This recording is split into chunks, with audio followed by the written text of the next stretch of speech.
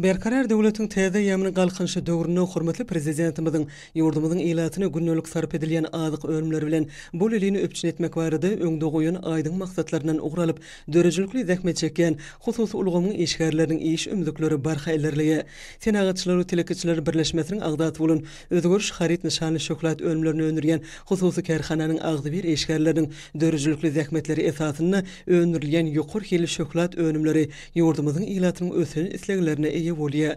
Özgörüş harit nişanly şoklat önümlerini öndürýän hususy kerhana Ahly welaýatynyň Akbuğday etranyň senagat zowlugynda ýerleşip, oň umumy tutýan meýdany 2 hektara barabardyr.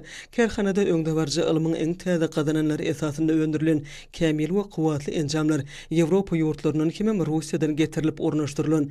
Bu enjamlary erkin dolandyryp zähmet çekýän işçi hünärmenliň aglabasynyň ýaşlar bolmagy hasam gowunurjydyr. Kerhanada häzirki wagtda 30-dan gowrak işçi hünärmen bir çalşykda zähmet çekýär.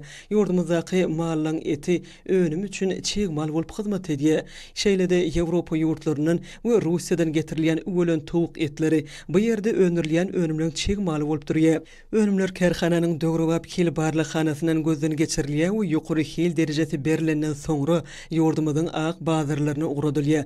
Kerhana bir ýylda 420 tonna şoklat önümlerini öndürip ýurdumyzyň içerki bazarlarynyň harit bolşulugyna öz boşlugy goşunty goşýar. Türkmen halkynyň milli lideri gahrman arkadağymyzyň döwletli başlanýşlary münasip dowam etdirýän arkadaly gahrman serdarymyzyň ýurdumyzyň ilatyny öz ýurdumyzda öndürilýän azyk ölümleri bilen bol elini öpçün etmek barada durmuşy geçirýän işlerinden ruhlanýan kerhananyň işgärleri geljekde de bu önümiň täze görüşlerini öndürmek maksat edinýärler we eksport mümkinçilikleriniň bol jokdugyny uly buýsunç bilen aýdýarlar. Watanymyzyň hemişelik betaraplynyň şanly 30 ýyllyk toýuny dünýä geňişligine dawranlanyrjak halkara parahaçylyk onaşmak ýylyny ajaýyp zähmet üstünliklerini beslemegi öldürüň baş maksadyny öwren özgörüş şoklat ölümlerini öndürýän hususy kerhananyň agdy bir işgärleriniň şoňlarky çekýän asly zähmetleri olaň maksatlaryň muratap çykdyny bolan ynamy pogtulanyrýar.